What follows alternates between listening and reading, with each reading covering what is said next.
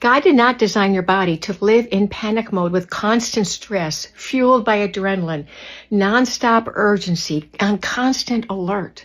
That pressure you're under, that isn't holy and it's not faith. It isn't from God.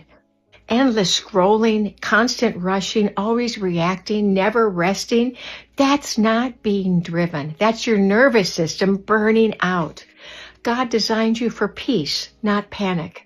He actually built rhythm into creation, work and rest, action and stillness, inhale and exhale, day and night. Even Jesus refused. He stepped away from the noise to rest and pray. If the Son of God refused to live in a state of urgency, why do you? When everything feels like an emergency, our soul loses its ability to breathe. God isn't panicking. Scripture reminds us to be still and know that He is God.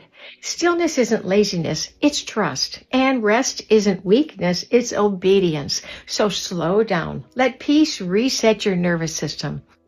This year, let's agree to let God set the pace.